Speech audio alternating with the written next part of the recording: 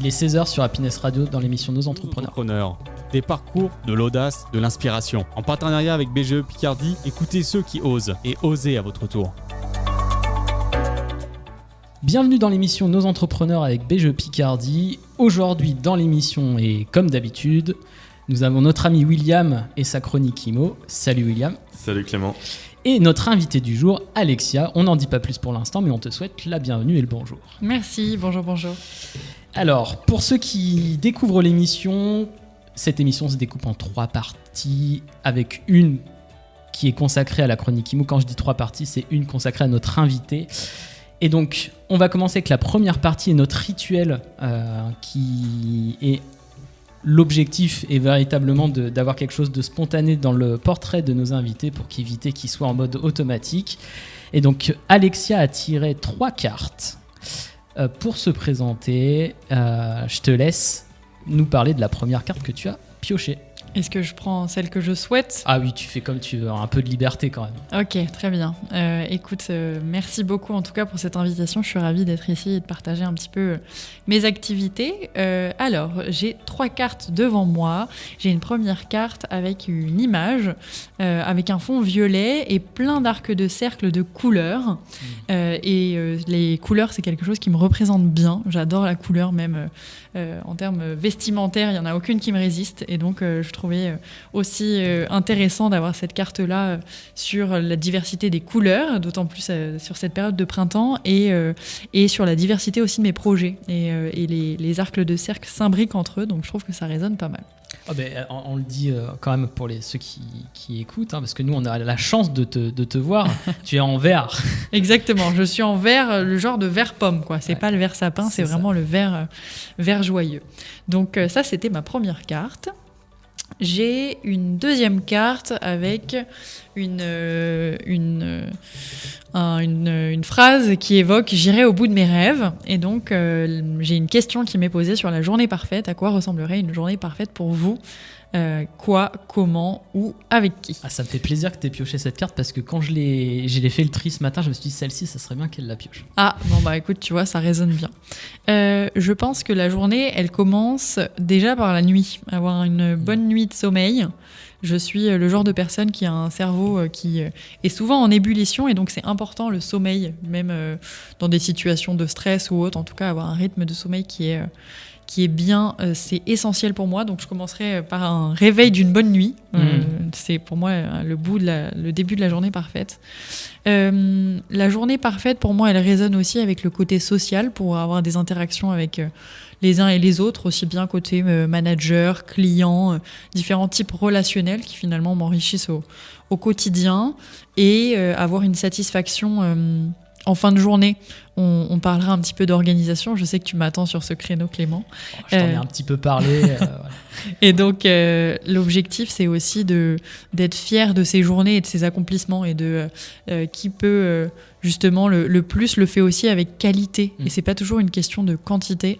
Et c'est important, et c'est ce que j'essaye de transmettre au travers des interactions que j'ai et dans mon cycle professionnel. C'est vraiment de se dire soyons fiers de ce qu'on fait, et si on le fait de manière finalement qualitative, ça peut prendre un peu plus de temps aussi, mais c'est ok. Donc je dirais ça globalement sur ma journée parfaite. Je trouve que ça, c'est pas mal.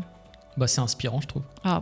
Tant mieux, je suis ravie. Je sais pas ce que t'en penses, William, mais... Oui, tout à fait. Ça reflète une belle journée qu'on a envie de vivre. Vous avez envie de passer la journée avec moi, quoi. Ouais, carrément.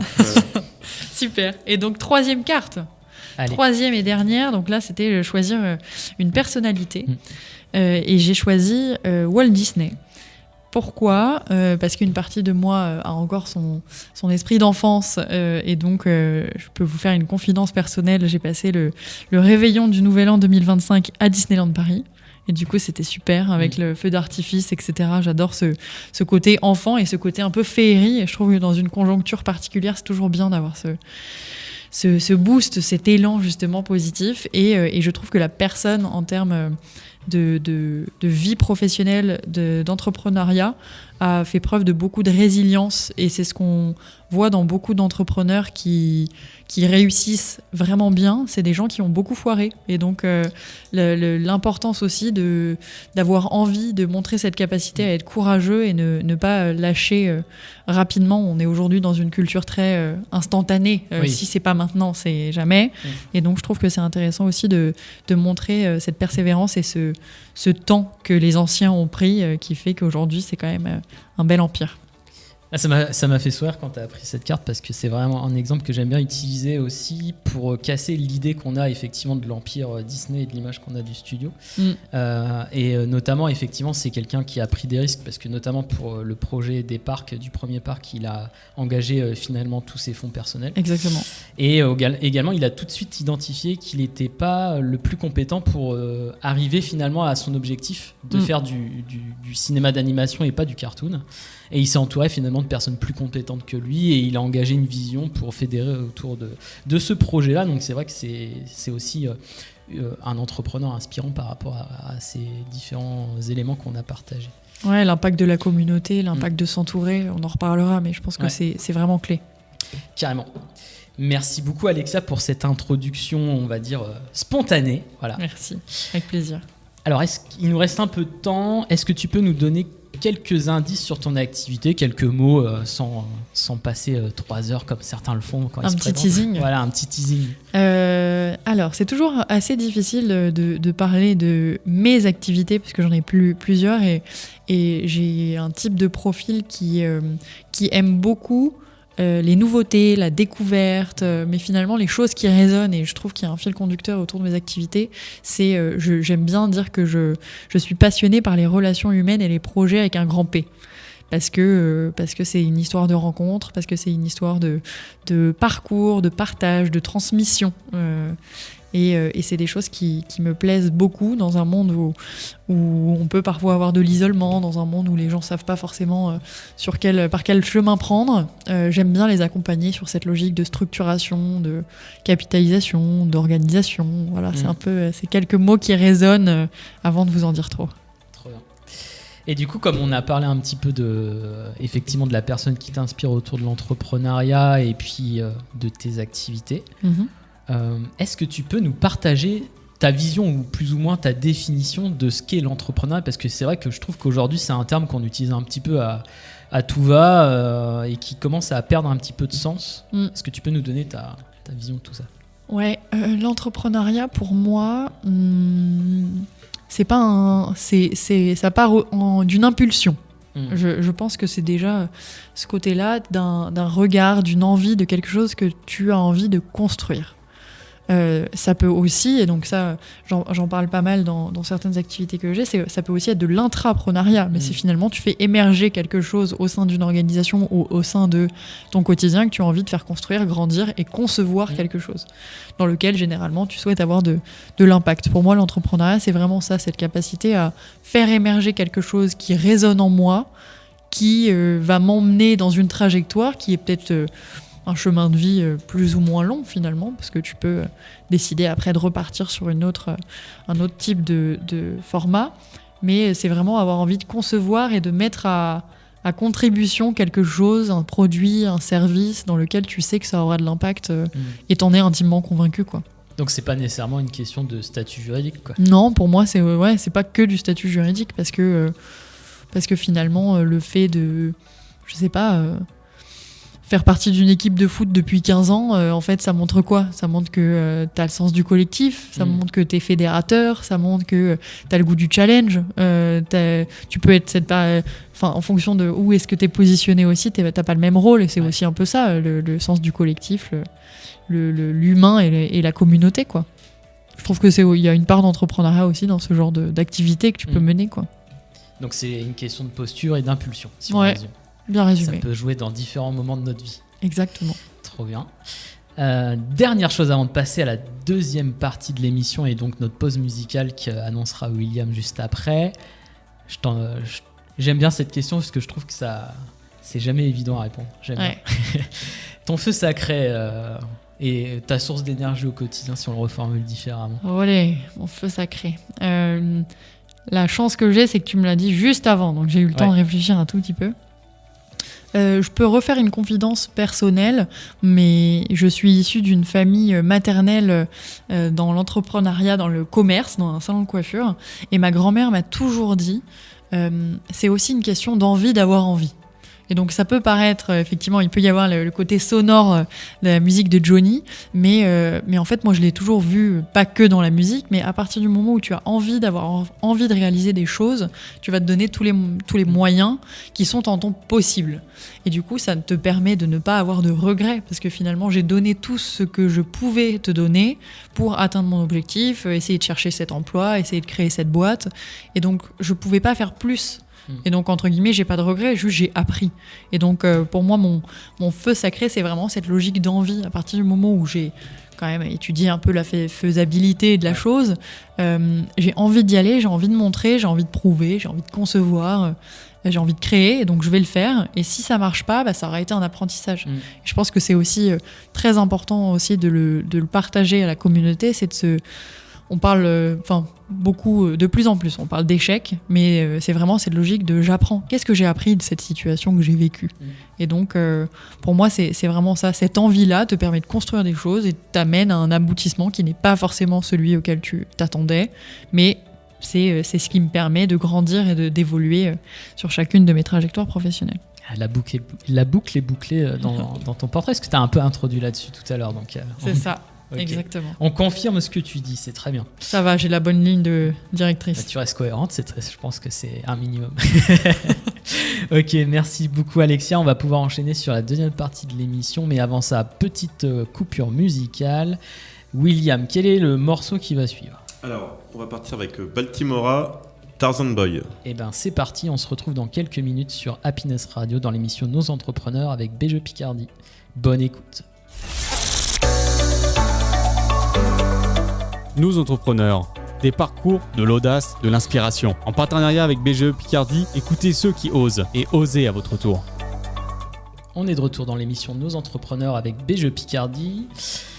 Et donc notre invité, c'est Alexia. Je suis toujours là. Tu es toujours là, William est toujours là, tout le monde est là.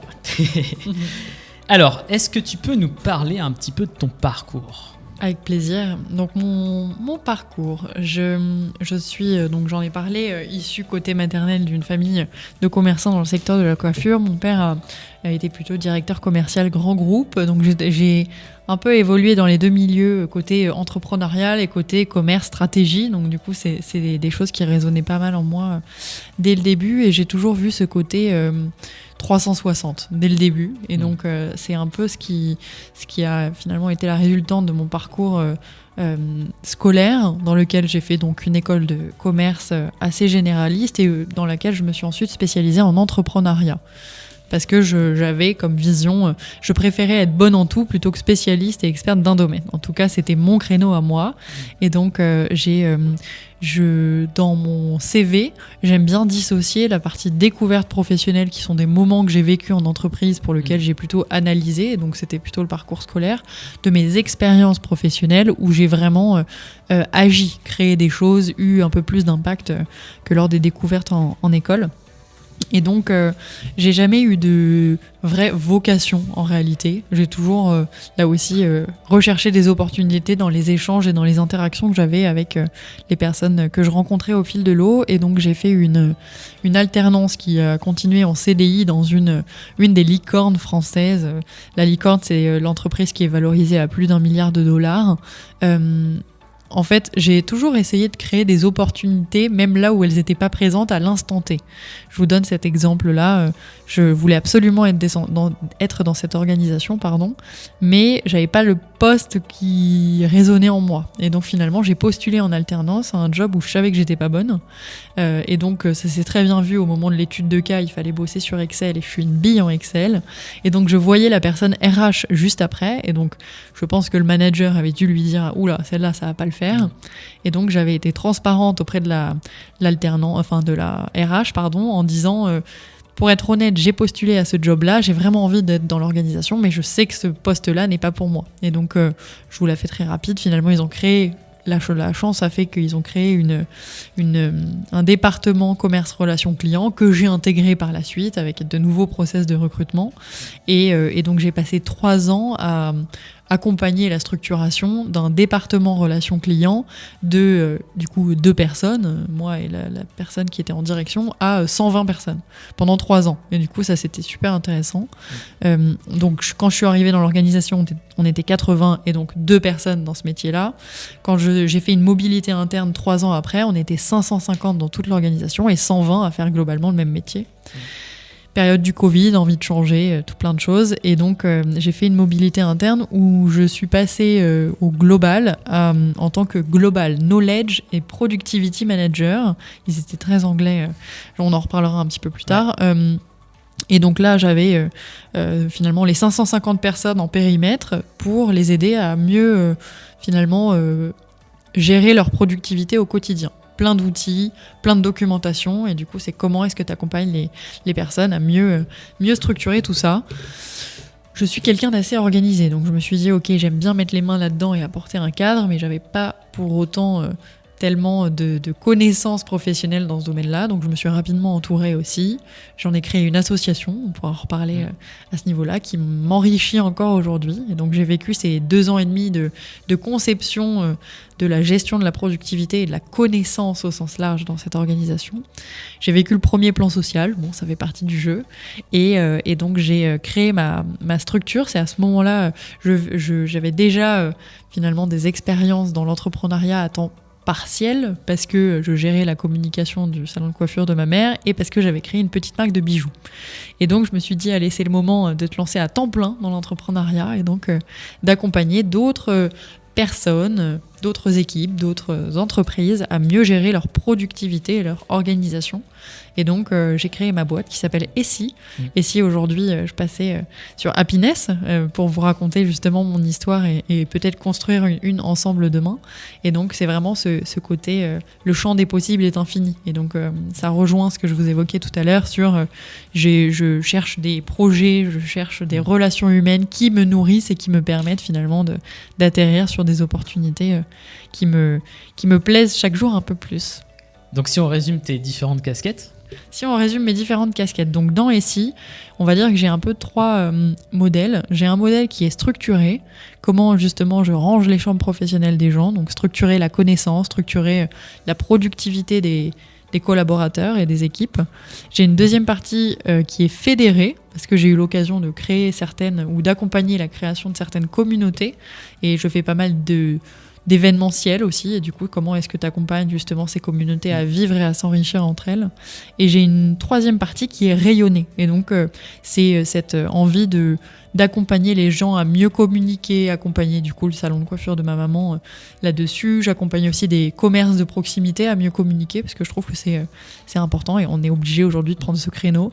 Et donc finalement ces 3 structures-là, c'est un peu le modèle SFR, structuré, fédéré, rayonné. En tout cas, je l'ai trouvé assez rigolo comme ça.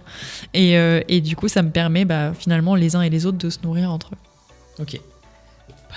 Et comment tu fais du coup pour t'organiser toi ? Alors, parce que souvent on dit que c'est facile de donner des conseils aux autres. Ouais. Mais est-ce que je suis une cordonnière mal chaussée ? Voilà, exactement. C'est une dans le côté structuré, je donne pas mal de formations effectivement sur la productivité, l'organisation. J'ai peut-être une question pour vous avant justement de répondre à ça. Selon vous, qu'est-ce qu'on fait 80 fois par jour ? Est-ce que vous le savez ? 80 fois par jour ? Yes, tout le monde en moyenne. On ouvre l'écran d'accueil de son téléphone. Ouais, exactement. Globalement, tu es sollicité par une action, que ce soit le téléphone ou tu sais, tu es assis à ton bureau et quelqu'un te dit « S'il te plaît, t'as 2 minutes ». T'as pas 2 minutes, mais tu les prends quand même. Et directement lié à ça, 23 minutes et 15 secondes, c'est le temps qu'il te faut pour te remettre dans l'état de focus et de productivité dans lequel tu étais avant que je te dise « T'as 2 minutes ». Donc, c'est finalement, si tu te dis, allez, je déverrouille ou je suis sollicité que 60 fois par jour, allez, 60 fois par jour multiplié par 23 minutes, je sais pas quand est-ce que tu es productif. Quoi. Tout à fait. Bon, alors voilà, je vous le fais dans les grandes lignes, mais c'est vraiment cette logique-là, on en parlait tout à l'heure, de qualité Et en fait, c'est aussi accepter qu'il y a des moments, ça s'appelle la méthode du fractionné, où j'ai des temps dédiés et je ne fais pas du ping-pong toute la journée. Je fais du ping-pong toute la journée, moi, un petit peu, mais je pense que j'ai une facilité à le faire. Et tout le monde n'a pas cette facilité à le faire. Et donc, c'est pour ça que c'est important et c'est pour ça que cette méthode du fractionné est là. C'est pour accompagner justement de ce séquençage dans la journée pour avancer sur ces sujets. Par exemple, et ça, c'est lié à un modèle que je mets dans les formations qui permet de définir si tu es ours, loup, lion ou dauphin. Ah oui, je connais ça. On a 3 zones de productivité dans notre journée. La zone de productivité où tu es bon avec toi-même, la zone de créativité où tu es bon avec les autres en interaction, et la zone de tranquillité où tu es plutôt sur des tâches moyennes. Revue de tes mails, check de la to-do, etc. Et du coup, en fait, si tu fais des choses très complexes dans des moments où tu es censé être tranquille, bah, c'est normal que tu prennes finalement pas mal de frustration à le faire parce que tu n'es pas dans le bon créneau.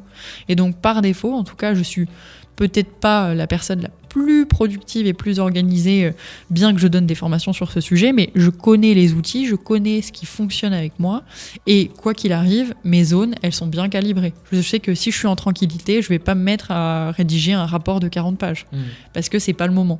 Je vais le faire dans une zone de productivité. Et je pense que c'est ça la clé, c'est vraiment, en tout cas, de bien séquencer ces moments. Il y a plein d'autres astuces, on n'a pas le temps d'en parler là, mais globalement, il y a plein de petites méthodes. C'est juste que globalement, le calibrage de ces 3 zones, c'est hyper important. L'idée, en fait, ce que j'entends aussi, c'est de se connaître, d'identifier en fait ces moments d'énergie dans la journée, ces cycles, si on peut parler de cycles. Ouais, c'est ça, complètement. Et souvent, on nous pose une question, tu sais, sans faire le lien avec ça, mais à quel moment de la journée t'es le plus en forme ? Ouais, mais t'es plutôt du matin, plutôt du soir. C'est la question un peu, tu vois, bateau. Après, il y a la réponse que toi tu vas donner et ce que la science détermine. Ouais. Et donc, c'est un peu le juste équilibre là-dessus où au final, t'as l'impression, parce que t'as toujours été dans cette routine et parce que peut-être que t'es collaborateur et que par défaut, la zone où t'es le plus productif, c'est à 10h, mais t'as ta réunion d'équipe à 10h. Donc, tu le captes pas, en fait, tu vois. Et donc, c'est important là aussi, dans le périmètre sur lequel tu peux agir, soit t'es indépendant ou t'as une entreprise et dans ce cas-là, tu peux toi-même assez facilement agir, soit sinon sur la zone dans laquelle toi, tu peux interagir, qu'est-ce que tu peux construire pour que ça corresponde à des bonnes zones et à tes bons cycles. Par exemple aussi, en termes d'organisation, les pros de la productivité vous diraient qu'il ne faut jamais dissocier ton agenda de ta to-do. Parce que ta to-do, elle est dans ton carnet, elle est dans les post-it, etc. Et si tu n'as pas planifié dans ton agenda ce que tu mets dans ta to-do, en fait, tu l'as fait quand ta to-do ? Si tu as un agenda qui est blindé de réunions et que tu as une to-do à côté, tu l'as fait quand ? Donc en fait, dans ton agenda, il faut que tu te planifies des moments de to-do, parce que sinon, tu le fais quand ? Jamais. C'est optimiser son temps. En fait. Exactement, c'est optimiser son temps. En tout cas, juste positionner ce que je dois faire dans les moments dans lesquels je dois les faire. C'est une rigueur à s'instaurer au départ. Après, je pense que ça devient une habitude et même inconscient. Je lisais justement un livre sur la gestion du temps de Fabien Olicard qui évoque justement cette notion d'habitude. En général, alors, selon vous, combien de temps on met pour avoir une habitude ? C'est pas au bout de 2 semaines ? 30 jours Ouais, globalement, ça a surfé sur la vague à un moment. Des personnes ont identifié que c'était 21 jours. 21 jours pour déterminer une habitude, etc. Et du coup, les médias s'en sont emparés. En réalité, il y a assez peu de recherches qui ont été faites, mais il y a une dernière qui a été faite, je crois, je sais plus si c'est 2014 ou 2016, je pourrais vous retrouver la source, qui évoque qu'il faut 66 jours pour déterminer une habitude. Et une habitude, c'est quelque chose qui démarre progressivement. Une habitude, c'est de brosser les dents. De brosser les dents, t'as pas un extrême plaisir, mais pour autant, c'est pas une souffrance. En fait, c'est l'habitude, c'est vraiment le moment où en fait tu captes pas, c'est naturel. Et du coup, une habitude, c'est pas boire tes 3 litres d'eau alors que tu buvais rien, tu vois. C'est pas s'infliger ça, c'est justement arriver dans cet état au bout de 66 jours où finalement ça devient naturel. Et l'organisation, ça s'apprend aussi. C'est comme tout ce qu'on fait au quotidien, en fait. Conduire, au début, tu réfléchis à tout ce que tu fais, après c'est en mode automatique, quoi. Exactement, donc, c'est ça. C'est comment tu trouves ton pilote automatique aussi dans ton orga. Ok, génial. Je pense que là, c'est hyper riche dans ce que tu as partagé. On va passer à la suite de l'émission avec la pause musicale. Et peut-être qu'avant ça, est-ce que tu as une dernière anecdote ou un petit conseil orga ou c'est bon pour toi ? Écoute, qu'est-ce que je peux vous dire comme dernier conseil ? Globalement... Pour bien démarrer. Ouais, pour bien démarrer, je pourrais vous dire que 50% de la population est ours. Ça vous donnera envie de savoir ce que ça veut dire. Génial. Merci beaucoup. Allez, alors William, je te laisse annoncer le morceau suivant. Donc, le morceau suivant, c'est Save My Love avec Kaigo, Griffin et Khalid. Attention à la prononciation, on va se faire attaquer sinon. Merci beaucoup. Allez, à tout de suite sur Happiness Radio et bonne écoute. Nous entrepreneurs, des parcours, de l'audace, de l'inspiration. En partenariat avec BGE Picardie, écoutez ceux qui osent et osez à votre tour.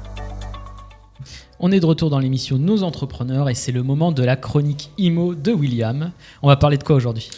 Aujourd'hui, on va parler des meilleures stratégies d'investissement immobilière qui fonctionnent vraiment en 2026. Oh là, il joue sur 2026 et toutes les tendances. Allons-y alors. Allez, c'est parti. Donc, en 2026, il y a plusieurs stratégies qui fonctionnent en fonction de l'appétence et des compétences de chacun. Donc, on va voir ça dans la chronique aujourd'hui. Donc, pourquoi la stratégie est devenue plus importante que l'emplacement ? C'est vrai que pendant longtemps, on disait qu'en immobilier, tout est une question d'emplacement. Aujourd'hui, on pourrait dire qu'en immobilier, c'est une question de stratégie. Effectivement, en 2026, les prix se sont stabilisés, il y a des taux qui sont aussi stabilisés, les règles elles sont plus strictes et la fiscalité, bien sûr, elle est de plus en plus importante puisqu'on est en France. La performance ne vient pas du marché, mais elle vient vraiment de l'intelligence et de la structuration du montage. Il y a des villes où on va retrouver un rendement qui est plutôt faible, comme du 3%, et d'autres, donc ça sera du rendement à 6%, 8% ou 10%, en fonction des différentes stratégies qu'on peut adopter, que ce soit de la courte durée, donc là on peut retrouver du 10%, ou de la location meublée du 6%. Donc c'est vraiment le support qui est important et qui doit être adapté à la stratégie donc de votre location. Donc pour définir votre objectif, avant de choisir la bonne stratégie, il faut parler un peu technique, donc c'est-à-dire qu'il faut, en tant qu'investisseur, donc sécuriser son patrimoine, avoir des revenus complémentaires et également des bénéfices donc, qui sont directement liés à la location du bien. Et il faut également donc, s'axer sur la liberté financière et l'optimisation fiscale. Donc chaque objectif appelle à une stratégie différente. Et la première erreur que font beaucoup de personnes, c'est de copier la stratégie d'un autre investisseur sans se poser réellement de questions, puisque chaque stratégie est adoptée à chaque situation de chaque personne. Effectivement, il y a des personnes qui vont peut-être gagner un peu plus, donc qui vont avoir une stratégie différente, plutôt patrimoniale, qui ne vont pas vouloir s'embêter avec certains types de locataires et vont vouloir préparer leur avenir d'ici quelques années. D'autres personnes qui vont peut-être vouloir augmenter leurs revenus locatifs, donc avoir une autre stratégie de bénéfices, de rendement. Donc il faut vraiment adapter sa stratégie avec sa situation. Donc les différentes stratégies qui performent en 2026 donc, sont notamment le LMNP, donc loueur meublé non professionnel. Donc c'est une stratégie que j'apprécie bien puisque les loyers sont plus élevés que la location nue. La fiscalité est très avantageuse. Il y a une forte demande locative, donc notamment des jeunes actifs, des étudiants, également des personnes qui sont en mobilité, donc qui sont pour leur travail, qui sont en déplacement sur plusieurs mois. Donc ça c'est quelque chose qui marche aussi. Et effectivement avec l'amortissement de ce statut, c'est intéressant puisqu'on paye très peu d'impôts, on touche directement les loyers sans être taxé sur les loyers et on peut dégager donc du bénéfice, du cash flow. Donc c'est une stratégie idéale pour démarrer, sécuriser son investissement, également construire un parc qui est rentable sans pression fiscale. Donc c'est vrai qu'en général les personnes que je peux accompagner, elles vont commencer par ce type de statut, la location meublée, puisque c'est un petit peu le statut, on va dire, de base, plutôt simple et efficace en termes de fiscalité. Après, on peut retrouver la colocation. Donc c'est vrai qu'en 2026, le pouvoir d'achat des locataires est quand même assez étendu, il est sous pression. Du coup, la location est un type de location qui explose. Pourquoi ? Parce que les loyers sont cumulés et sont plus élevés. Il y a moins de vacances locatives, puisqu'il y a plusieurs locataires. Et il y a une forte demande aussi des étudiants et des jeunes actifs. Donc sur un T4 qui peut être loué 800 € en location nue, où il n'y a pas de meubles, c'est juste la location nue. En colocation, ça peut se louer 1 200 €, puisqu'il y a plusieurs chambres. C'est une stratégie qui peut aussi booster le cash flow, qui peut aussi financer plus vite d'autres projets et également accélérer une meilleure trajectoire vers la liberté financière. Donc ça, c'était une stratégie de location. Il y a également les immeubles de rapport. Donc ça concerne les investisseurs qui sont un peu plus avancés dans l'investissement immobilier, puisque c'est un investissement qui est assez conséquent. En général, c'est quand même un prix qui est assez conséquent. On est plutôt autour des 200, 300 ou 400 000 € pour un immeuble de rapport composé de plusieurs logements. L'avantage, c'est qu'il y a un seul crédit avec plusieurs loyers, c'est qu'on mutualise les charges, il y a un meilleur rendement global. Également, en général, on achète en dessous du prix au mètre carré, puisque les appartements font partie d'un lot, et à la revente, c'est souvent là c'est intéressant, puisqu'on peut revendre plus cher qu'un appartement qu'on aurait acheté seul. Donc, c'est vrai qu'en 2026, il y a des villes moyennes qui sont encore accessibles sur l'achat d'immeubles de rapport pour créer des revenus récurrents assez importants. Et encore une fois, c'est une stratégie qui est réservée, à mon sens, à des personnes qui sont déjà investisseurs et déjà avancés dans l'investissement locatif. Après, vous pouvez retrouver la location courte durée, qui est très à la mode en ce moment, qui fonctionne bien, puisque c'est aussi accessible à tout type de personnes qui a peut-être une chambre en plus chez lui, ou qui a peut-être un logement qui ne se sert pas. Il peut utiliser la location courte durée pour augmenter ses revenus. Donc ça marche bien dans les zones touristiques, dans les villes où il y a un flux de professionnels assez important et où la réglementation est encore assez légère, puisque en ce moment, en 2026, l'État forcément a vu que ça marchait, a vu que ça s'est développé beaucoup et a resserré un petit peu les taux concernant la location courte durée. Et donc il y a plusieurs taxes qui sont mises en place, et au niveau des villes, il y a certaines contraintes quand on va faire la location courte durée. Donc ça, il faut faire attention. Donc il faut bien réfléchir à votre stratégie de location. En tout cas, ça reste une stratégie qui est très rentable, mais qui est plus exigeante en termes de gestion, puisqu'on doit être présent, ou en tout cas trouver des systèmes pour accueillir le voyageur. S'il y a de la dégradation, il faut contacter, que ce soit Airbnb ou Booking. C'est souvent aussi couplé à une conciergerie, donc ça a des frais en plus. Et c'est aussi très chronophage. Donc après, il faut vraiment voir en fonction de votre appétence et du risque que vous voulez mettre et passer du temps dans la gestion de ce statut-là. C'est vrai que l'importance de la fiscalité dans le choix des différentes stratégies qu'on a vues est primordiale. Il faut vraiment que ça reste quelque chose d'essentiel pour votre stratégie. Pour moi, il y a deux stratégies qui sont identiques en termes de loyer, mais qui peuvent donner des bénéfices différents. Dans une stratégie, on va avoir 300 € net pour un investisseur et 600 € pour l'autre. Simplement parce qu'il y a un régime fiscal qui est différent, parce qu'il y a le régime fiscal du nu, du meublé, donc LMNP, ou de la société également, j'en ai pas parlé, mais bien sûr on peut investir en société, également du déficit foncier. Donc ça, c'est vrai que c'est à prendre en compte, et la bonne stratégie, c'est celle qui vous fait gagner de l'argent, mais surtout qui vous en laisse aussi dans la poche. C'est ce qu'on recherche tous à la fin. Donc comment choisir sa stratégie? Pour moi, j'ai vu 3 filtres qui sont importants. D'abord, votre temps disponible pour gérer justement votre location.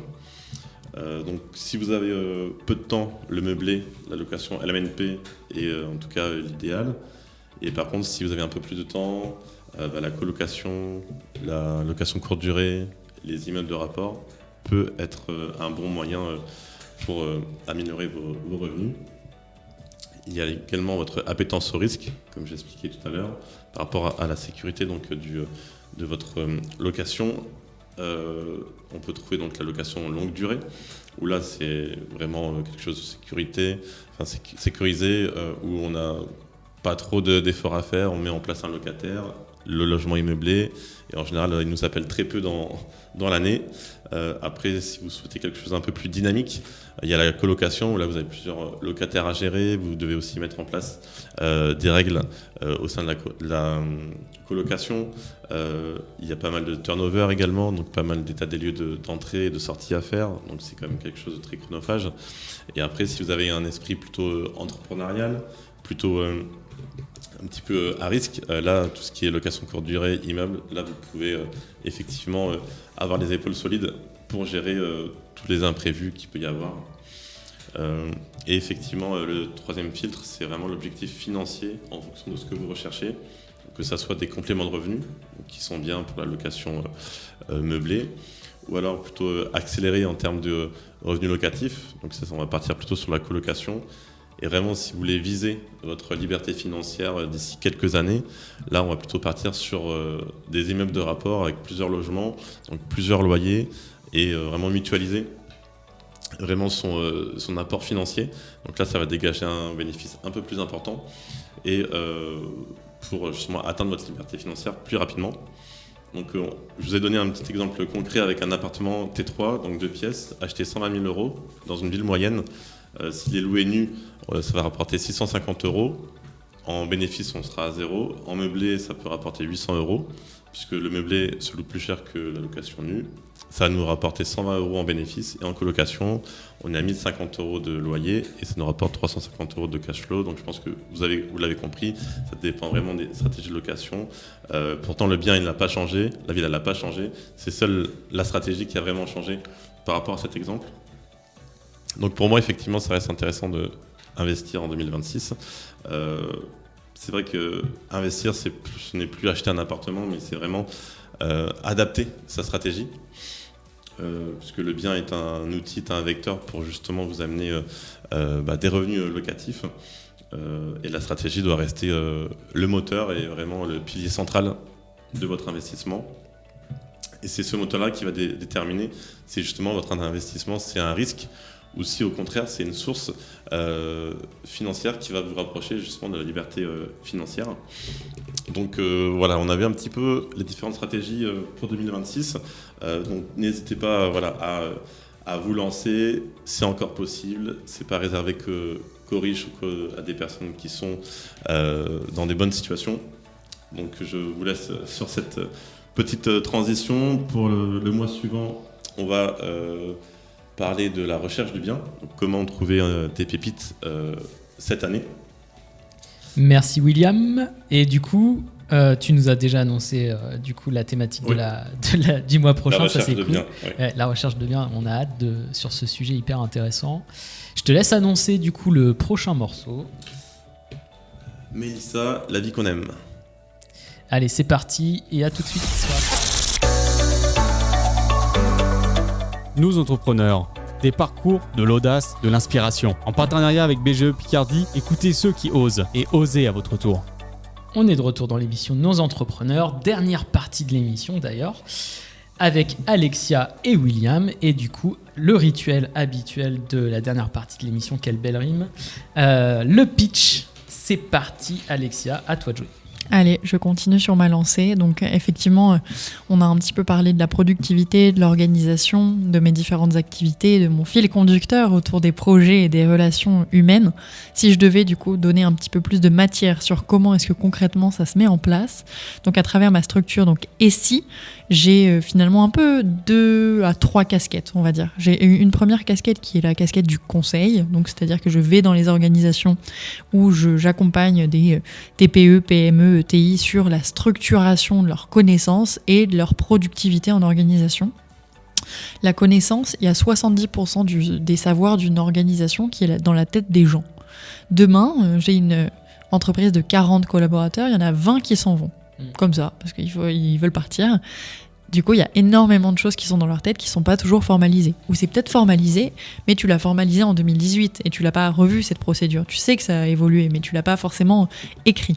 Et donc, c'est vraiment ce cadre-là Là, je le donne sur un exemple assez spécifique, mais en fait, c'est toute la maîtrise et toute l'expertise. Vous qui écoutez aussi en tant qu'expert, vous avez plein de choses que vous avez appris qui, d'une certaine manière, doit être valorisée. Et donc, c'est important de pouvoir capitaliser sur ces choses-là et donc le mettre sur papier dans l'organisation. Et donc, c'est pour ça que je disais, je range les chambres professionnelles des gens parce que tu sais pas où est la dernière version du doc, tu sais pas qui est responsable de quoi. Et en fait, tu sollicites les gens, pas sur des choses qui ont de la valeur ajoutée, mais juste, tu sais qui a la version de ce doc-là ? Bah non, c'est Pierre, ok, et c'est Paul, et finalement c'est Jacques qui en alternance manque de peau, il est à l'école cette semaine-là.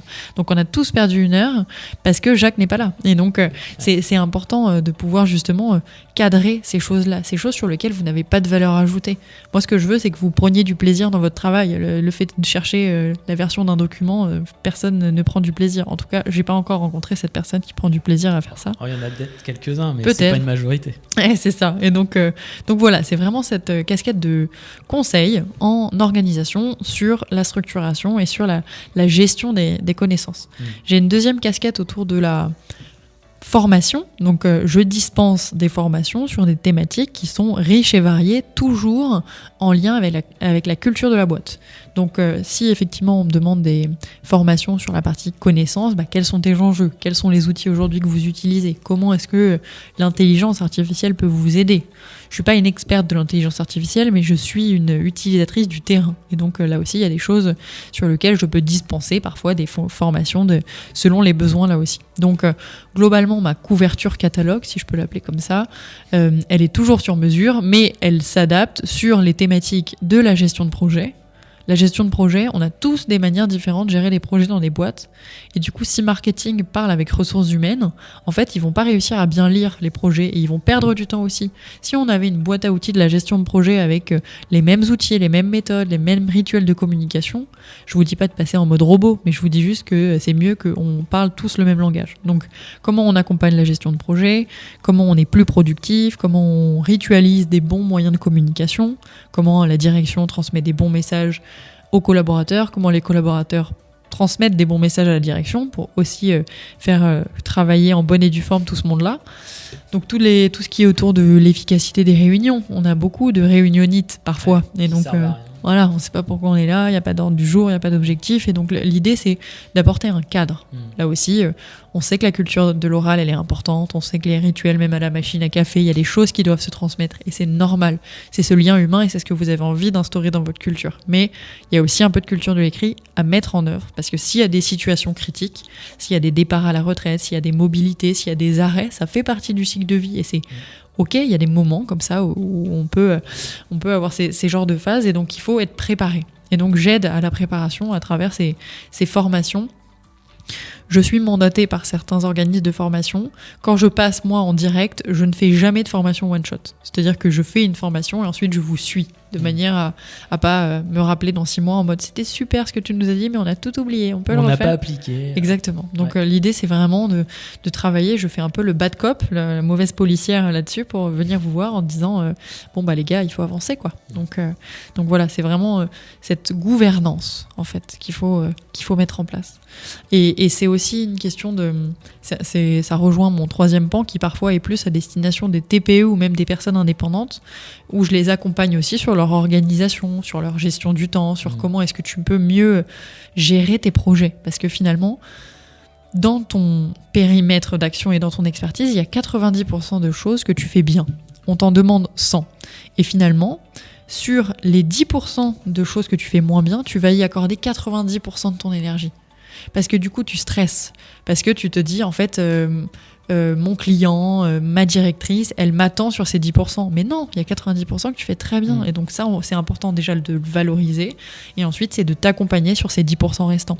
Est-ce que c'est par la communauté ? Tu le disais tout à l'heure, l'importance de s'entourer. Est-ce que c'est par d'autres canaux à voir ? Mais c'est comment craquer les esprits justement sur cette impulsion de l'entourage, sur comment est-ce que j'organise ma productivité et ma gestion du temps, et comment est-ce que je transmets mes connaissances. Parce que tout le monde n'est pas un bon communicant.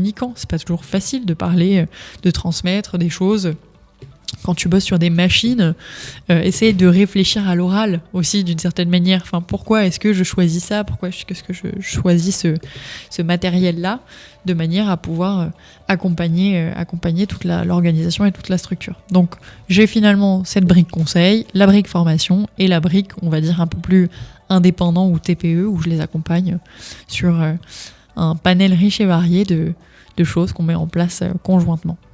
Oui, du coup, si je reformule un petit peu également, c'est d'identifier des forces et des faiblesses ou des faillances, mais aussi capitaliser sur ce qui fonctionne pour aussi réorganiser quelque chose qui aura plus de sens et qui permettra d'arriver sur quelque chose qui est plus sain et plus serein à moyen long terme. C'est très bien résumé. Tu veux bosser avec moi ?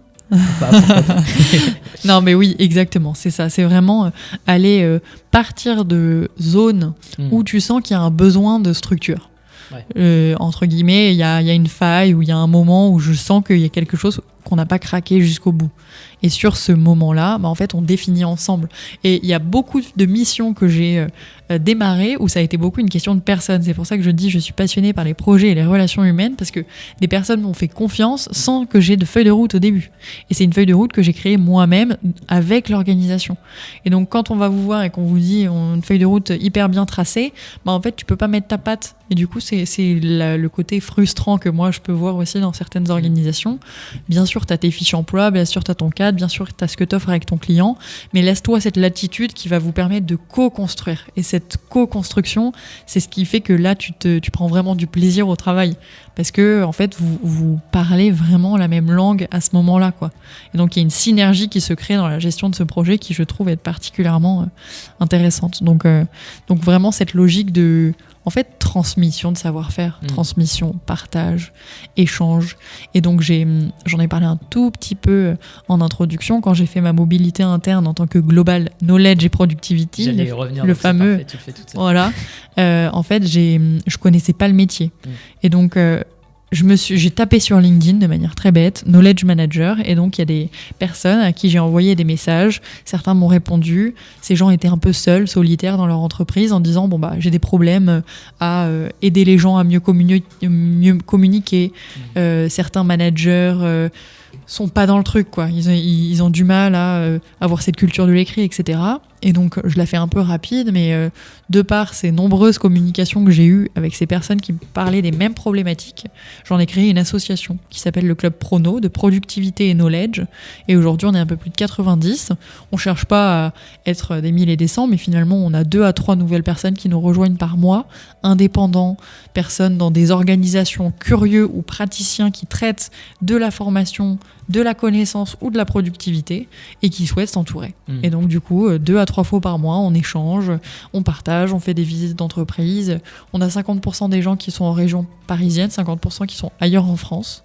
Donc, on est très hybride et donc, c'est un peu ma formation continue aussi. Et donc, c'est aussi cette importance je le disais tout à l'heure, de l'entourage. En fait, si tu trouves pas les réponses, ton voisin, il l'a sûrement vécu. Pas le même secteur, pas la même entreprise, etc. Mais tu te rends compte que les problématiques qu'on vit, on les a toutes et tous à un moment vécu, sur autre chose, même sur le perso. Il y a un moment, certains se marient, certains pètent leur bagnole. Enfin, je veux dire, on a tous vécu des trucs à un moment où tu peux te raccrocher à cette personne, à ce voisin qui peut t'aider dans des situations un peu plus difficiles.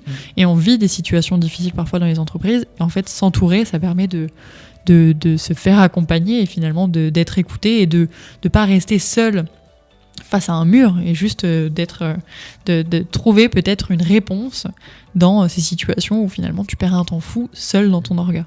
Ouais.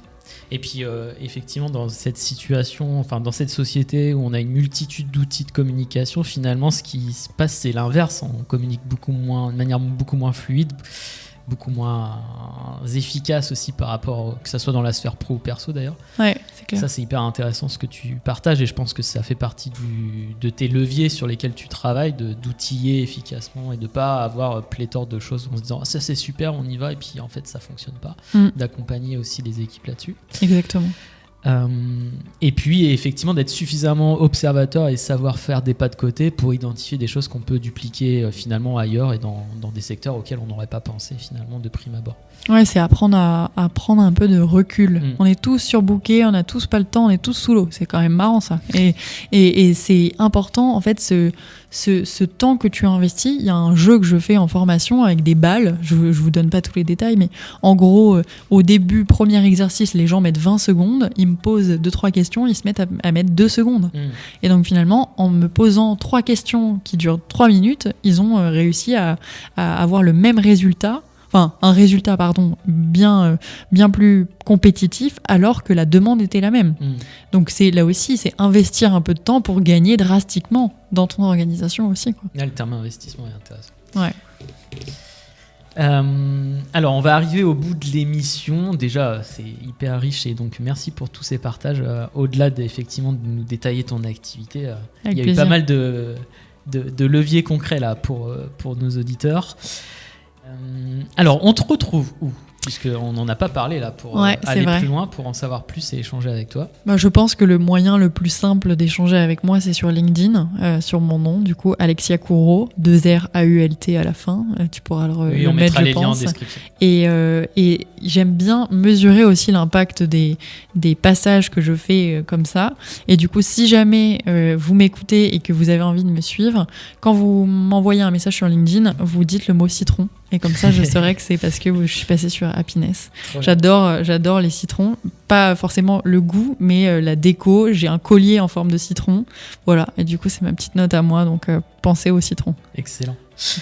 Est-ce que tu as une bouteille à la mer à partager pour clôturer l'émission ? Ouais, alors j'ai un film que j'ai beaucoup aimé qui s'appelle Joy avec Jennifer Lawrence qui est sorti en 2015 qui, je trouve, retrace bien un peu les choses qui m'animent dans le quotidien, à savoir le lien entreprise familiale, le lien à la famille et l'entrepreneuriat. Et donc cette femme a donné corps et âme pour finalement gérer une entreprise avec plein de difficultés et plein de beaux moments. Et je trouve que ça résonne pas mal, d'autant plus dans ce monde aujourd'hui. Et ça boucle avec la résilience qu'on évoquait avec Walt Disney en intro. Et voilà, si vous avez envie de creuser ce côté un peu entrepreneurial, girl power aussi un petit peu, parce qu'on peut en parler, je trouve que c'est un bon reflet. Et j'aime bien la personne, j'aime bien l'actrice. Donc voilà, c'est ma bouteille. Super.